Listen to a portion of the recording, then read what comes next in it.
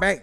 Welcome, everyone, to this brand new edition of 5 Round MMA. My name is Alex Ramirez, alongside my co-host, Albert. See, looking dead on in the red eye of the camera right there. Got a close-up, extreme close-up. We heard feedback from people. They said the more close-ups, the better. So we got the three. I was surprised how much requests I got from more close-ups of Alex.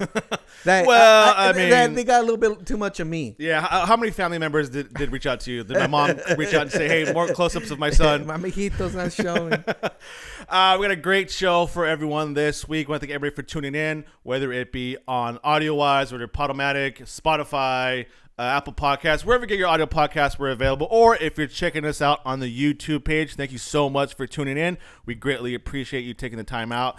It does go a long way for us here as we continue to grow for 5 Round MMA. We're going to get more corporate sponsorships, but it doesn't mean we'll tone down our viewpoints, but we're going to reach out to some businesses here and have their products on the line too. We're going to reach out and get some more guests in the upcoming week as well. So keep tuned for 5 Round MMA as we continue to grow and expand here. Albert, how you doing, man? Doing good. It was actually been a very laid back weekend for me. If people are long fans of the show, they can see that the background keeps changing. I was in a previous house. I moved to a new house during COVID, and it's been some, I do some upgrades on it, and we finally got grass put in for the kids. And so luckily for me, it was a home run. And a quick tip out there for all the dads. I mean, if you make a play area for your kid, dude, you can sit there and drink beer all day long, bro. They won't bother you? They won't bother me. They're just running around in circles. Literally 2 hours of them just running. And then here's the best part. They tire themselves out. They come in. They take a nap. I drink some more beer, bro. And then you come in and watch UFC Fight Night, right? That's a genius plan there. Real quick, we're not going to talk about UFC Fight Night, Dominic Reyes, that fight card. But real quick, Dominic Reyes gets knocked out. He was number 3 ranked. I'm starting to say there's a Jones curse out there because if you do really good against Jones, that means you're gonna have a bad career afterwards.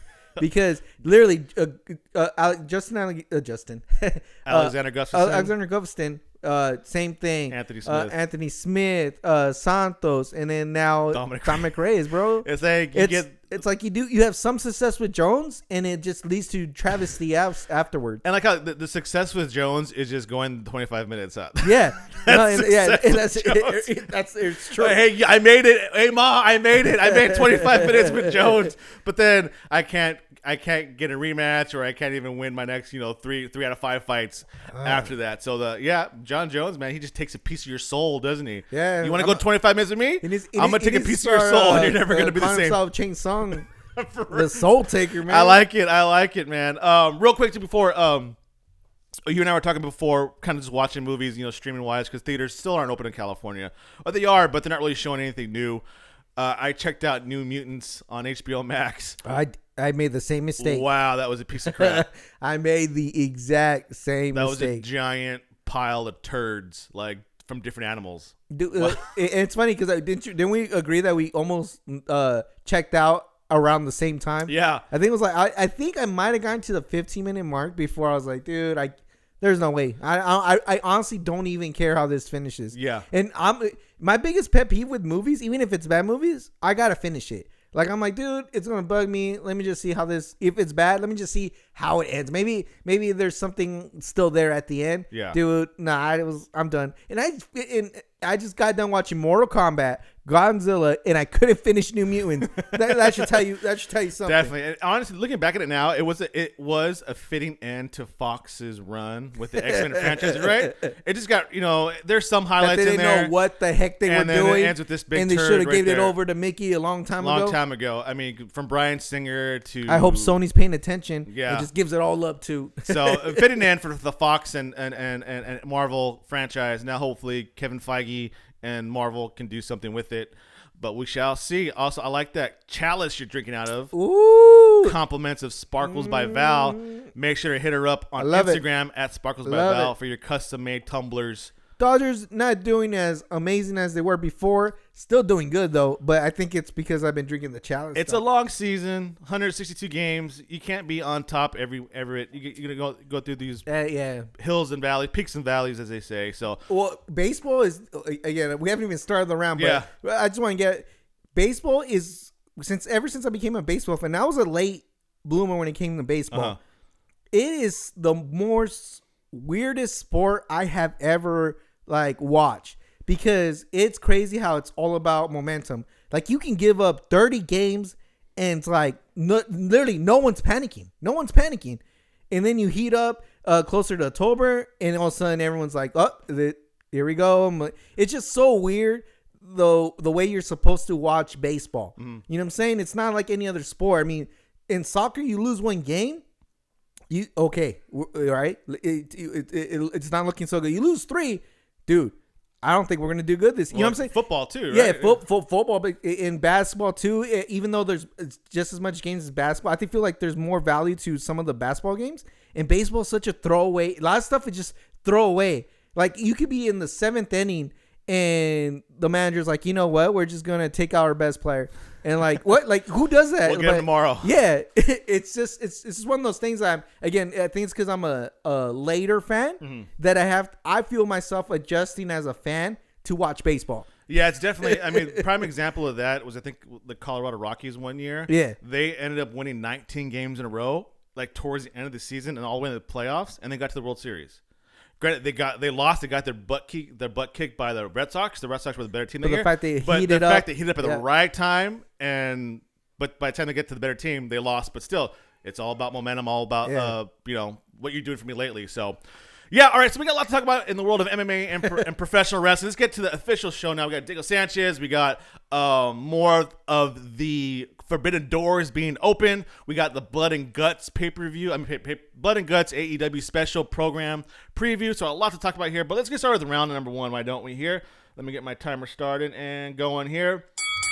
Biggest news of the week outside of it, what's going on inside the cage. My heart broke. Diego Sanchez. We didn't get the last goodbye. You know what? That's how life is, though, isn't it, Alex? You never get to say goodbye. You never get to say goodbye. And I didn't get to say goodbye to Diego Sanchez, damn it. Just like that. After, 15 plus years with the UFC? First the original Ultimate Fighter winner, not Forrest Griffin, not Stephen Bonner, it's Diego Sanchez was the original Ultimate Fighter winner. He went first. Won it first. He dominated Kenny Florian. Again, I just want to point that out, too. But... okay, so we're not going to get into what happened because it's like he said type of thing. It feels like the dust has to settle before you can talk about this. Yeah, what I do want to make very clear is Diego's been one of my favorite fighters since day one. Matter of fact, I want to give credit to Diego for me even being an MMA fan. You took the words out of my mouth, man. To tell you the truth. Out of my mouth. Yeah, just like everybody else, I was a huge Ultimate Fighter fan. Not only did that first season is so amazing. Because not only did I love it because it's fighting and who doesn't like fighting, but they would actually compete against each other in games and obstacles to get an advantage of either picking the fight or whatnot. Yeah. And I just remember how ridiculous it really was. And of course, everyone remembers the standout star was Diego Sanchez. And that's where I originally started hating Josh Koscheck, which I think that's where everybody started hating Josh Koscheck was from that show. I knew about MMA and the UFC prior to Diego, but he really brought me in. I always picture it with everything. Whenever you can see someone you can relate to, I think that's the whole argument a lot of people try to do about entertainment and media. The more you see someone like you, the more it opens up the gates. And I saw, you saw a Mexican American guy in Diego. And he was just a grinder, and it's hard not to fall in love with a guy like that. Yeah, he did some weird yoga stuff, whatever, but it added to his character. And I would like to point out, before we move on to this topic, is that he is the original Yes Movement guy. Mm-hmm. Daniel Bryan stole Diego Sanchez's gimmick. Mm-hmm. Great point. Like you said here, I'm just going to kind of reiterate what you said. I was a professional wrestling fan. I knew about UFC because of Ken Shamrock and the older, the first UFC events. My uncle's like, check this out here. Oh, that's kind of cool, but you never really thought about it, right? Ken Shamrock came to WWE, Ultimate Fighter, blah, blah, blah. But it wasn't until Spike TV put on the Ultimate Fighter right after Monday Night Raw. It was a lead-in. I'm watching Raw already. Well, let me watch this Ultimate Fighter, right? And like you said, it's all about representation. Whether you guys want to hear it or not, it is about, we know about that now. We want black superheroes. We want persons of color represented for our entertainment so we can reach this whole country, feels like they're represented. Hey, that person looks just like me, sounds like me, talks like me, almost kind of believes what I believe. I like that. I want to continue watching that, or I want to invest in that. Same thing with any type of artist, athlete, whether their story is relatable or not, or their personality, or where they come from. It's all about that. That's what we attach to. And it was Diego for me. It was Diego for you, right? Yeah. I saw Chuck Liddell. No offense. Yeah. I saw a white guy with the mohawk and a skull and a tattoo. I didn't relate to that. I saw Chris Lieben with different color hair, tattoos. Didn't relate to that. Forrest Griffin, I didn't relate to any of that except for Diego. It's funny because even with Tito Ortiz being around, I didn't relate to Tito Ortiz at all. I couldn't. That dude's a douchebag from day one. You can see his bullshit. Yeah. And I would like to point out one thing too is that Diego has the Mexican style in MMA.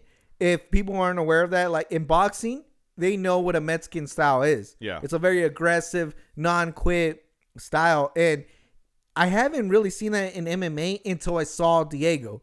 Because as much as Tito likes to think that he's a Mexican fighter, I don't think he's so. Not, no. Diego would push the pace. He would try to outwork the other guy no matter what. And I don't know if it's just the style we love. And it was cool to see it in MMA, which previous to Diego, I did not see the Mexican style in MMA. Yeah. And then now obviously we got, Brian Ortega. We got tons of good Mexican guys with the Mexican style. Well, it's really that guy because I don't count anything Tito Ortiz did because again he wasn't representation of real. Like I said, he was laughed at. Yoga, stretching, meditation. This really holistic approach to where you had that side of a true martial artist, and then you had guys like what MMA really was in the beginning was with like Chris Lieben and Forrest Griffin and like just brawling, just bleed, bunch of tough guys, the skull T-shirts and like that. That's what MMA has evolved from, that stereotypical MMA fan, right? Yeah. Diego represented that the martial arts of it, right? And we see it now like all the time, like that. That's like okay, that's cool, like that. And then all of a sudden, yeah, he was a little weird, but when it came time to fight, he represented that. He showcased that aggressive style. He beat people. He had some of the most memorable fights of all time. He's in the Hall of Fame with Clay Guida as like that. So that's what his career was like. Okay, lasted for so long because he delivered inside the octagon. Yeah, he got a little stranger. Yeah, he got a little weirder. And I want to make it for the record here. Whoever this guy is, this Joshua Fabia guy, I don't like the dude. He gives up a creepy vibe to me. I get like a cult vibe. Yeah, I don't like the guy at all. And that's why we're not going to get into what happened with the UFC and them and what. I'm all about Diego and his health, man. We joke around a lot about it, say, hey, he should continue, but we've noticed like a decline in his kind of mental awareness or capacity over the years. And it's not a funny joke at all. No.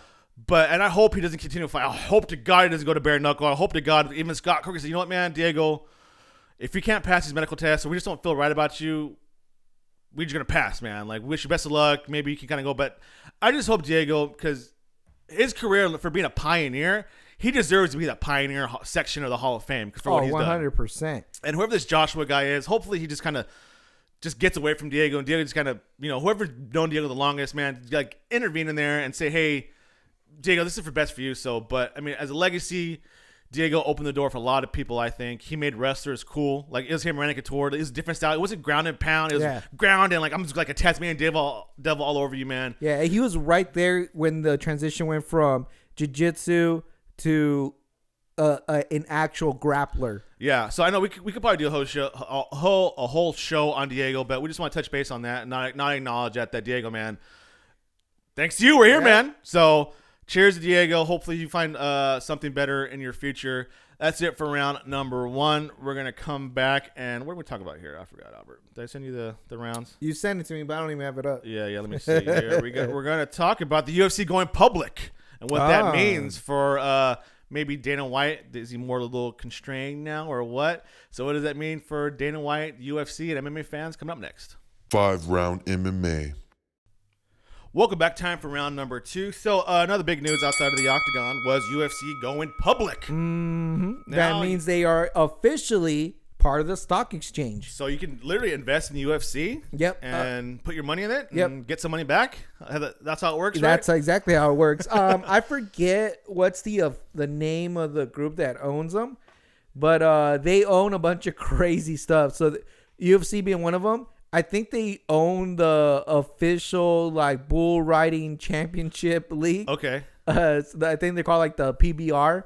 Yeah. That's big, dude. That's really big. Yeah. And then there's a couple other stuff that they own and they got investments in. So pretty much you're investing in that group where UFC is part of. So basically now the UFC has to be a little more transparent. Yeah. More open to. They got release reports. They got show how much are explain they themselves, right? Yeah. They can't just do things. They got to show income and all that stuff. Which I think it's very interesting to see if maybe finally we're gonna know about these pay-per-view buys and who really is getting the money. Who's really getting the money? Draw. Yeah. I don't know if they have to be that transparent, but I'm actually hoping that they actually report those numbers because not because we're trying to reach into the fighter's pocket, but it's always been an interesting thing because boxing claims it makes these millions of pay-per-view buys, and that's why they got the huge payouts.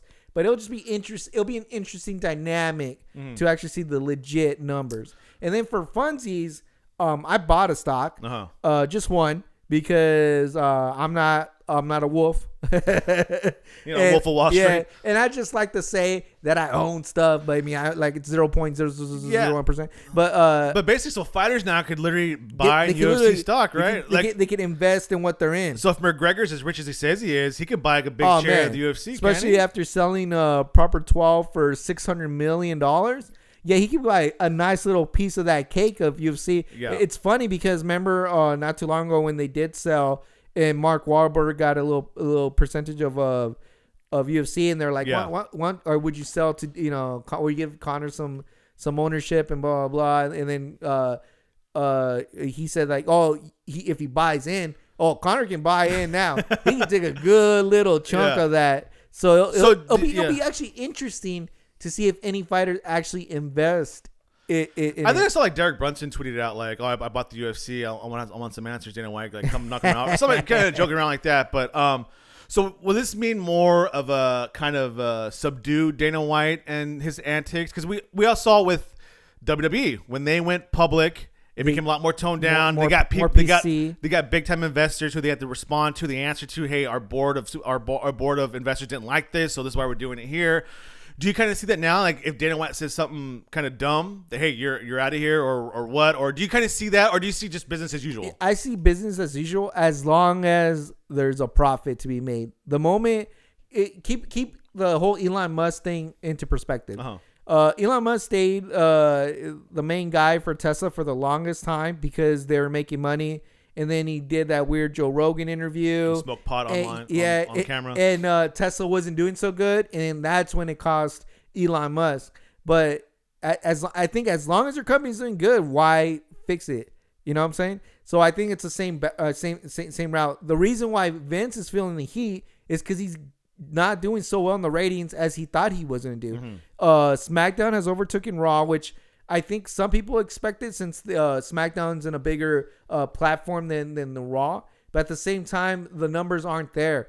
And you saw how many people got fired from the SmackDown position. They literally had like a rotating of who's writing, who's the main creative. And I think that had to do with ratings. And I think vice versa, if UFC ever starts dipping a little bit, you're going to start seeing like a little change. But I think they're fine. I think Dana White has that position until he doesn't want it. That's a good point. Yeah, I think too. Unless somebody buys an overwhelming amount of shares and starts changing things up, that's what you should worry. And I think it'll be interesting to see them raising it up to $70. How much more of a profit it really made than when they used to have it?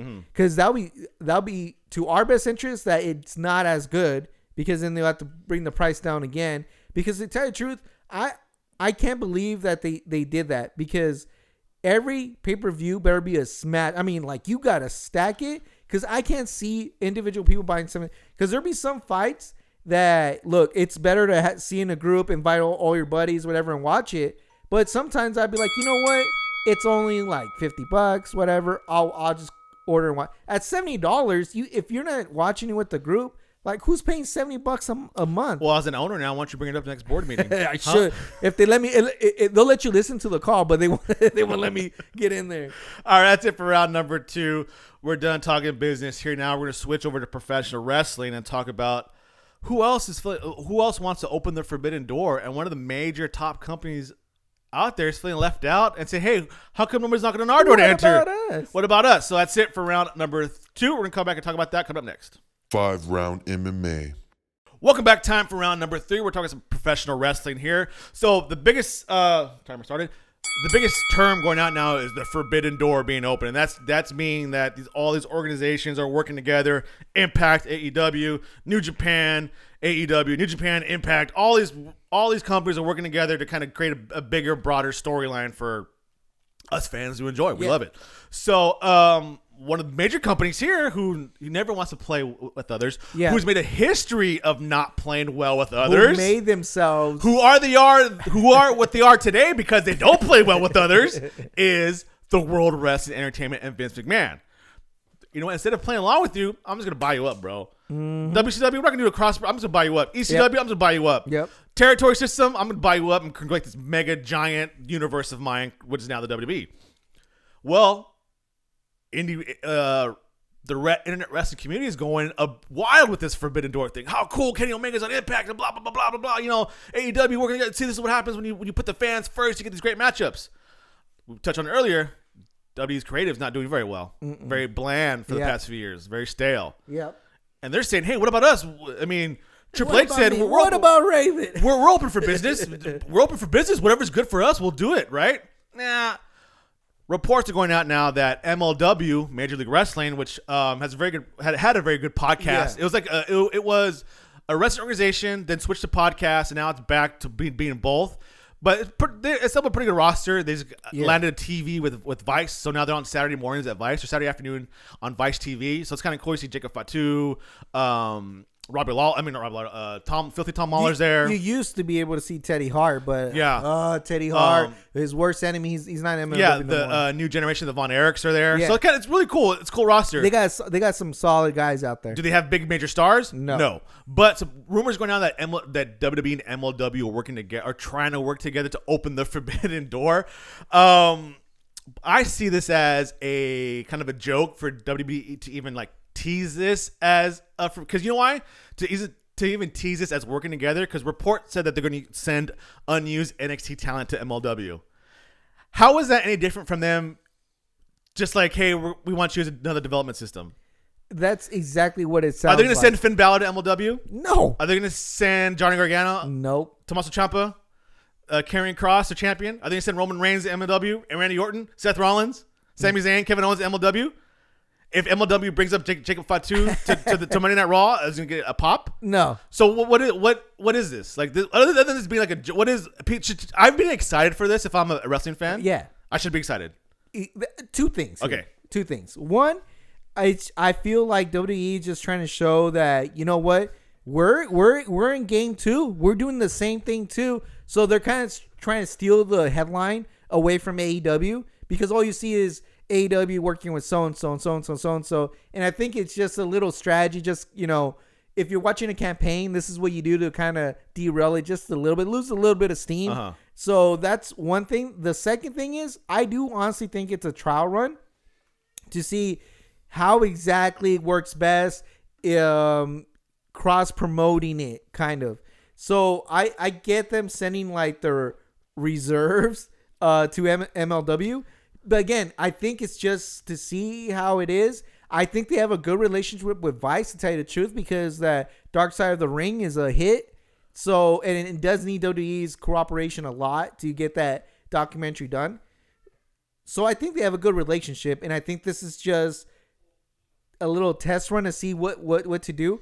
But don't be surprised if it just turns into another development system, and you see some of the some of the top guys of MLW make their way to NXT, and some of the guys from NXT that's not quite ever going to make it to the main roster go back down to MLW. How is that the same as AEW sending Kenny Omega, the It's top not. star, to It's Impact. To That's why I tell you, it's just to New Japan sending Kenta, one of the major just stars, to Impact. To it's not the same thing. it's just clout stealing. That's all they're doing. You know, if you watch any presidential election, this is what you do to kind of sway the headlines a little bit. I saw this and like I read it. I was like, am I supposed to be happy by this? Like almost a slap in the face to any hardcore fan. Like, this isn't a forbidden door being open. This isn't two companies working together. This is WWE potentially stealing some more TV time from somebody else and saying, hey, we got guys at NXT who can't even have time for NXT. Are you kidding me? If they have no time for NXT, if they can't make it on NXT TV time, then they probably shouldn't even be signed to WWE, to tell you the truth. So, I mean, this isn't like anything to be excited about. This isn't Andrade calling out Kenny Omega to work for AAA and AEW and and Impact. This isn't like that at all. So I mean, for me, I just read it off and it was like insult. But before we leave, to get to your original point, why you should be excited as a wrestling fan, because potentially this could mean something down the road. I still think it's a test run. I think they want to figure out, like what would it do? What would it take? And I think that alone should excite you, that they're at least making it look like they might play ball, I think that somebody tried to compare it to, I think it was Evolve or Beyond Wrestling, where they allowed like Matt Riddle and Evolve. It was Evolve. They allowed them to finish out, but it was basically them. They were signed to NXT, but they were just basically finishing out their commitments to that company, and that was it. Oh, it's the same thing. Look at how cool. And they haven't been on the television show since. So, big corporation. WWE, they're not going to work with anybody until I see Kenny Omega facing off against either any of those three guys there, Randy Orton, Roman Reigns, or Seth Rollins. I'm not going to get excited at all.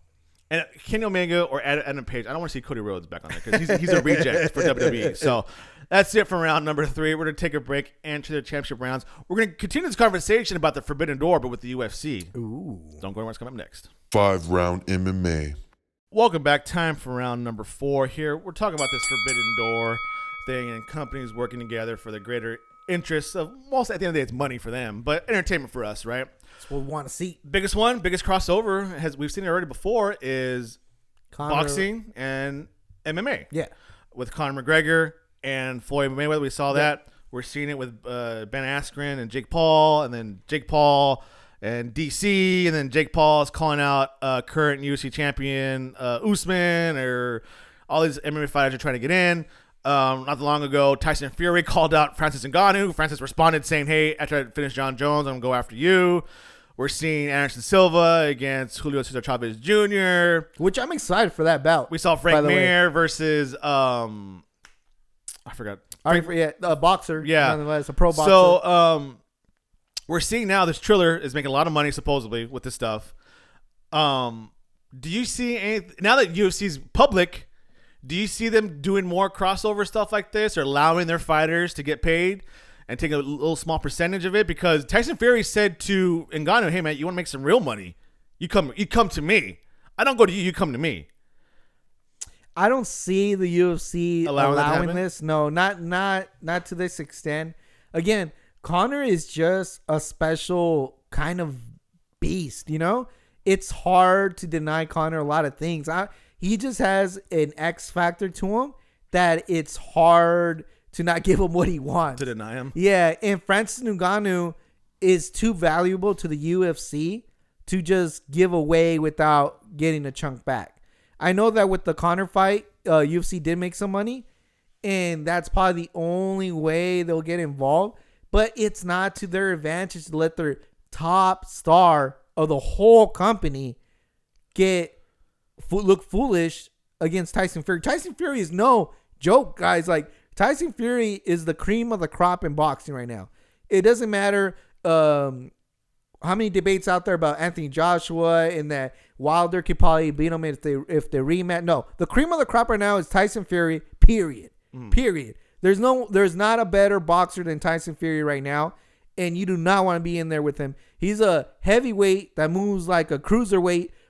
He's just a nasty bro. So I do not want to see Francis fight him at all, except if he would have fought John Jones, because then you're talking about. I mean, okay, this is the way I pictured out.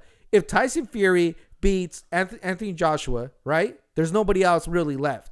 If Ngannou were to fight John Jones and beat him, the hype is to 100%. And then you get two big mega stars at it. Now it's worth it. I think the pay-per-view buys will be off the roof. I don't think it's worth it that now that Ngannou has to fight Derek Lewis. And then we still don't know if he's going to fight Stipe next after that. There's still a lot of unknown.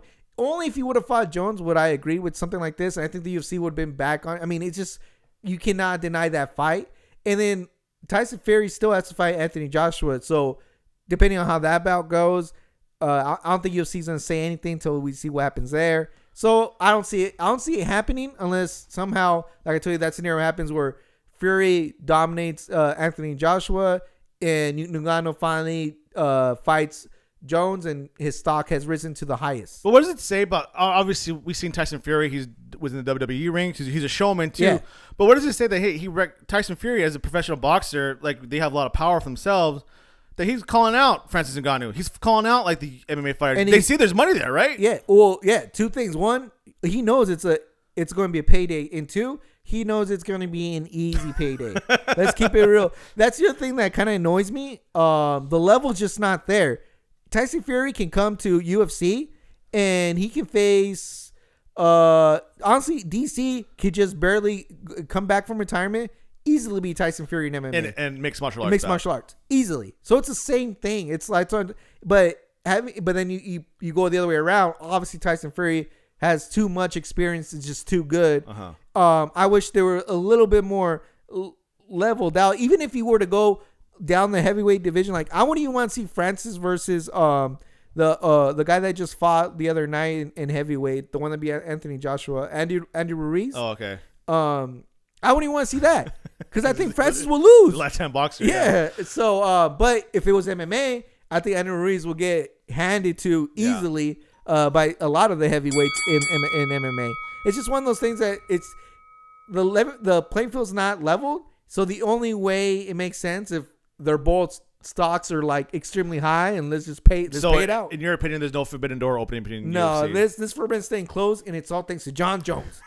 If only there was like a middle ground between MMA and boxing, right? Where there's grappling involved, but there's no cage, it's the ropes, and you could technically punch somebody, but it's not. Oh wait, it's professional wrestling, right? This is where Vince McMahon comes in. You're that middle ground between boxing and MMA. Hey, you know what, Francis Tyson?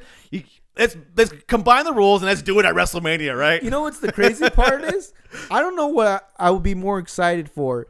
Bobby Lashley versus Brock in a pro wrestling match or Bobby Lashley versus Brock in an MMA fight. I honestly don't know which one I would be more excited for. Hopefully we can see both in the very near future. That's it for round number 4. We're going to come back and preview AEW special event Blood and Guts, which is coming place this Wednesday or today, wherever you listen to it. It's happening soon, guys. So listen to it.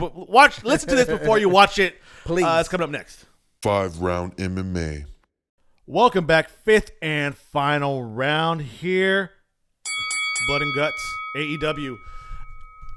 Again, I give shit for AEW a lot, but I like it when they do when they turn Tuesday or Wednesday night Dynamite into something special, like a winner's coming, and then now it's like Blood and Guts. It's almost like the WCW Clash of Champions, right? Kind of pay-per-view worthy event fights, at least the main event on free television. It's a legit pay-per-view. I really do think this is what WWE needs to do. Instead of having a Backlash pay-per-view or a No Mercy or a Fastlane pay-per-view, put it on free television and hype it up. It's like a UFC fight night. It makes the pay-per-views that you do have much more valuable than you having a rematch of WrestleMania 2.0. We're going to pay-per-view Backlash. Put it on free television. And make Monday Night Raw hype again. Make SmackDown hype again, or a special day of the week. So, and the other thing I like about this, they're still under the pay-per-view model since they don't have a subscription base. And I feel like they get it. The average fan is not going to pay $40 to $50 a month every single month. You know what I'm saying? There's just too much stuff that you can't justify that. But at the same time, you got all these feuds and all these matches have to lead somewhere. And I said it before, I love it. The fans get the payoff on the story, and you're not taxing the fans as far as reaching in their pocket every month. By them doing it every other month or whatever, I will personally like it every 3 months, a pay-per-view. I think that's fair. I think the fans would pay for it because it's not so constant, and you get the payoffs in between. Maybe not the big payoffs. You know, obviously Kenny Omega is not defending his belt, which is fine because it's free. And I'm perfectly fine him waiting 2 more months for a paid pay-per-view. And then let stuff build up, right? Yeah, exactly. Let stories build up for the payoff. I love it. I wish WWE would get behind it too.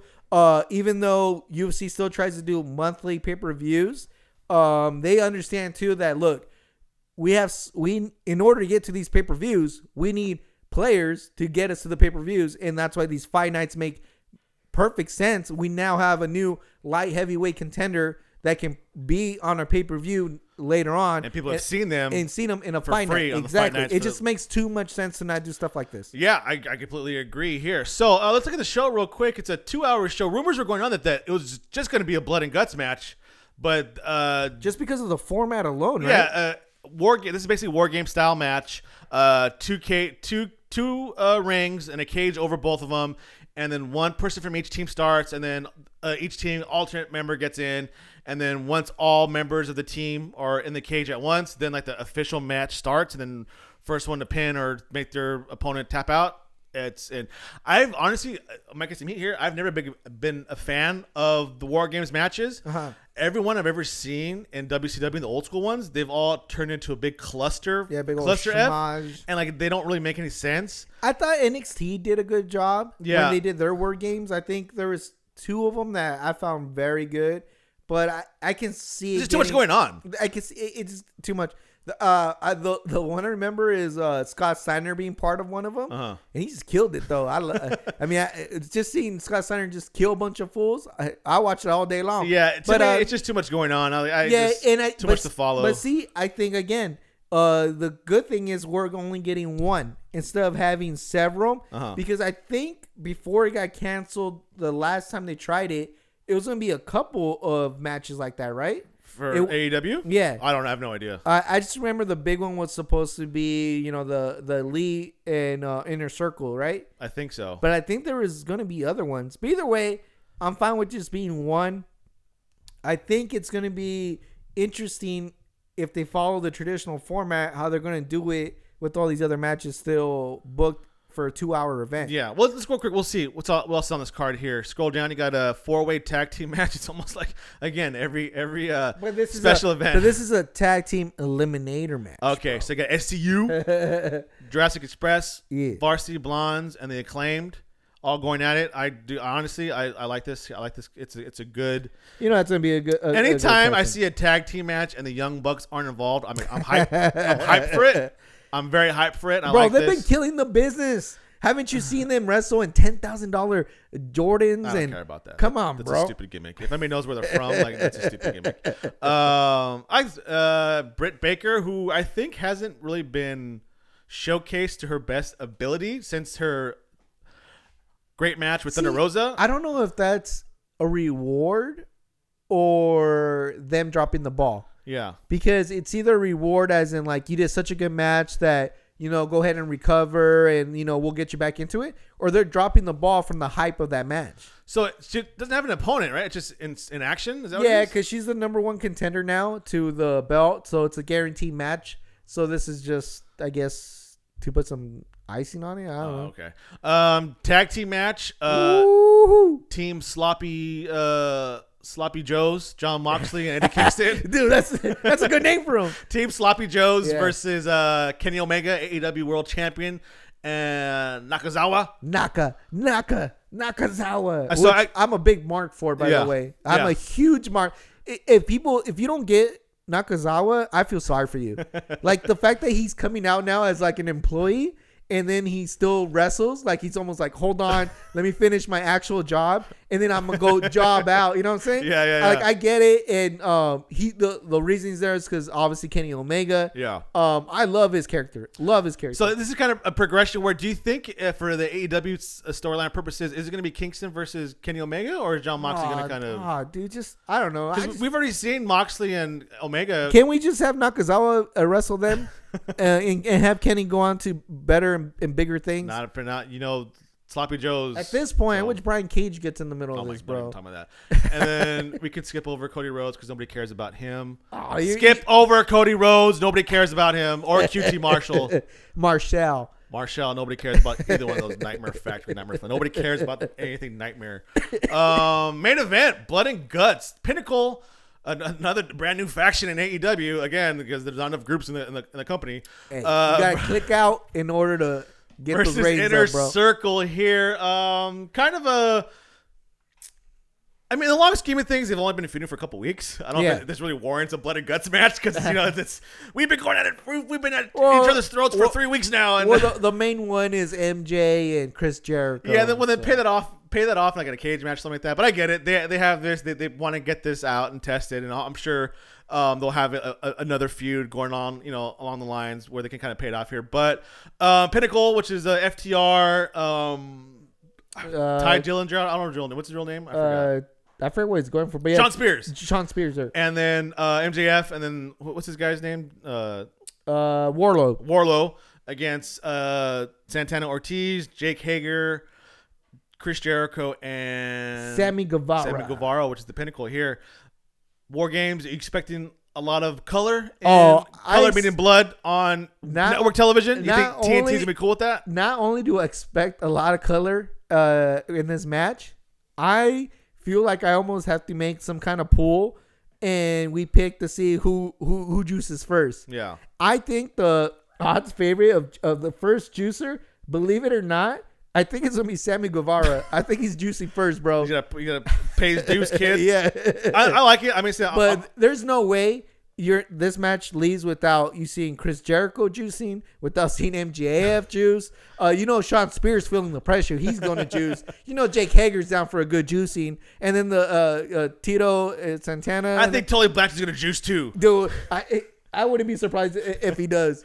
I like it. Again, I think the only one that's not juicing is Warlow. He has the best face out of everybody. And I wouldn't want him to mess up his face, bro. Leave it, unless you know how to do that. Bret Hart juicing. Leave it alone, bro. No scars there. Yeah. I mean, I like the idea. I'm gonna watch it for sure. I would have liked the build up to be a little more because I think this is gonna be a payoff for. It's supposed to be War Games is supposed to be a payoff for a long, bitter rivalry, right? A bitter feud is going on months and months, and the only way to kind of blow it off, and get both people. You know what?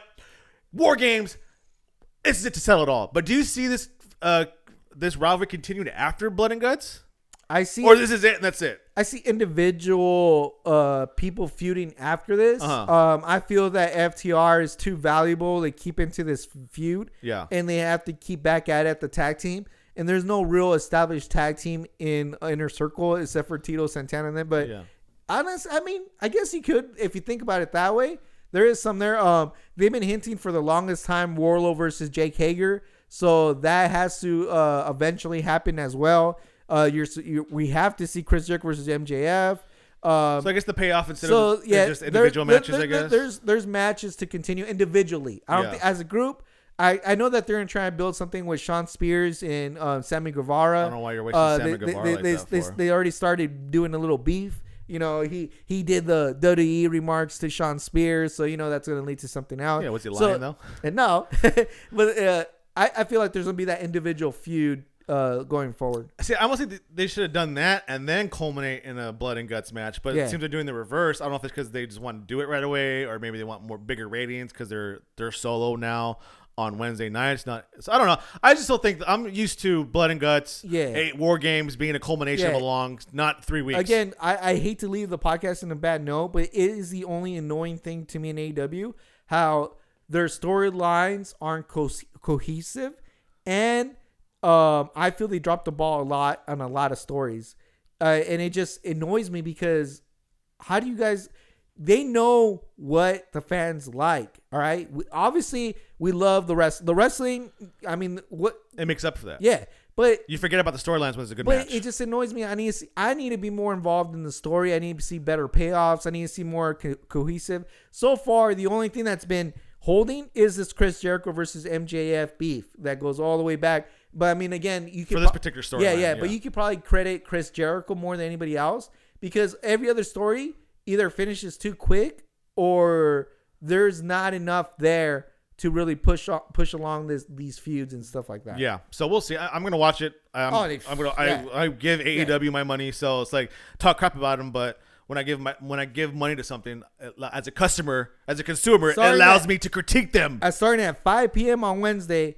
No one talked to me. I turn off my phone. Leave me alone. I'm watching AEW. Blood and Guts this Wednesday on TNT. Special programming here. I'm hyped for it. I'm excited. I'm hyped for the show. Hyped for the future of the show. Hyped for everybody listening, tuning in, watching in. Thank you all again, whether you're on Apple Podcasts, Spotify, Podomatic, wherever you get your podcasts, we're available. If you're watching us on YouTube, thank you so much. I'm looking dead on the red eye right there. Thank you, right there, you, right there, for watching. Make sure to like, subscribe, comment, because we want feedback, interaction for you guys. If we're just doing a horrible job or you got a point to make, we'll definitely call you guys out in a good way. We're not gonna say, hey, this guy's dumb here. Look what he said here. We're gonna call you out. It's all about discussion here. All about discussion, debates, topics. Everybody's point of view is welcome here at 5 Round MMA. I want to thank you all for tuning in this week again. Albert, what do you got? I'm just scared that Kenny's not going to collect all the gems because Andrade challenged him, and I legit don't know what's going to happen. Wow, he's the Iron Man, right? This whole scenario here. Thank you so much for tuning in. We'll see you guys next week. Thanks for tuning in.